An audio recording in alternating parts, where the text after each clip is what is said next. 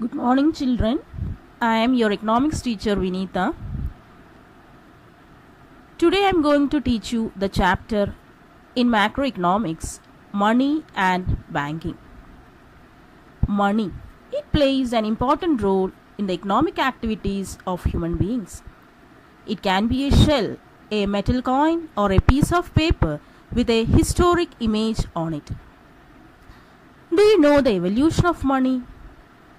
During the past, the barter system prevailed. It is a system of exchange where participants in a transactions directly exchange goods or services for other goods and services without using money.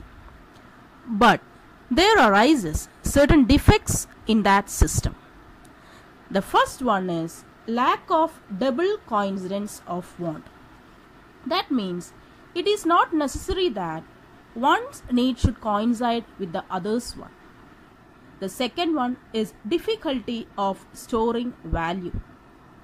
That is, as goods are perishable in nature, we cannot store its value. And the third one is deferred payments are difficult. As I told you, the goods are perishable. We cannot get into contracts for future payments also. And the fourth one, some goods are indivisible. We cannot divide the goods and transact with each other.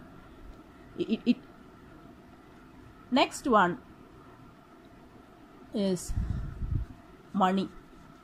After the introduction of money, all the defects of the barter system has been nullified. Money. Money means that is anything which is used as a medium of exchange, store of value and standard of deferred payments is called money. And let me explain what are the different functions of money. First, it serves as a medium of exchange. Money can be served as a medium of exchange. For our daily transactions, we can transact the money for our daily needs also. Next one is store of value. As it is paper currency notes, we can store its value for future purposes also. And next is it's a standard of deferred payments. As I told you that we can directly engage in contracts for future payments and receipts. Next, let me explain the different forms of money. The old forms of money. Old coins were made from electrum, a mixture of silver and gold that occurs naturally and stamped with pictures that acted on denominations. Next, the other form is the modern forms of money. That is, it includes currency, paper notes and coins, and it is accepted as a medium of exchange because the currency is regulated by the central bank of the country, RBI. The other form of money is demand deposits. It means the deposits made by the public with the commercial banks and other financial institutions. And when the need arises, through the check, they can withdraw their money also. Next, let me explain the role of credit in an economy. Importance of credit for farmers in rural areas. Let me define credit. Credit is the trust which allows one party to provide money or resources to another party also. Or we can say as loans provided by the financial institutions to the farmers. And the importance of credit for farmers means the farmers need credit to buy seeds, fertilizers, pesticides, electricity, equipments, etc. There is a minimum period of 3 to 4 months between the time when the farmers buy these inputs and when they sell the crop. Farmers usually take crop loans at the beginning of the season and repay the loan after harvest also. And let me explain the different sources of giving credit. First one is formal sources of credit. Mainly commercial banks, cooperative societies, regional rural banks constitute the formal sector of credit. And the entire activities are supervised by the Reserve Bank of India. And they collect low rate of interest also. And they follow some well-defined rules and procedures that we have to strictly adhere to such norms, rules and regulations. Next one is informal sources of credit. The informal lenders include money lenders, traders, employers, relatives and friends. And what is the defect in the informal sources? There is no other organization to supervise the activities of the lenders in the informal sector. And more than that, they take high rate of interest. And they do not follow any rules or procedures also.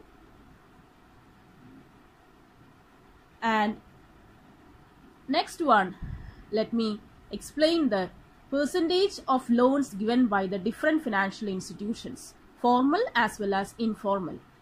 30% given by the money lenders, 18% given by the informal sources, 27% given by cooperative societies, and 52% given by the banks. Here we can see the majority of the rural people depends upon the informal sectors, informal sources.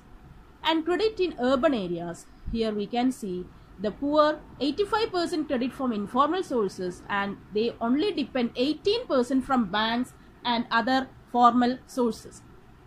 Rich people, they entirely depend upon these formal sources. That is 90% of loans are taken by the rich people from these informal sources. So formal sources mostly serve the rich people also.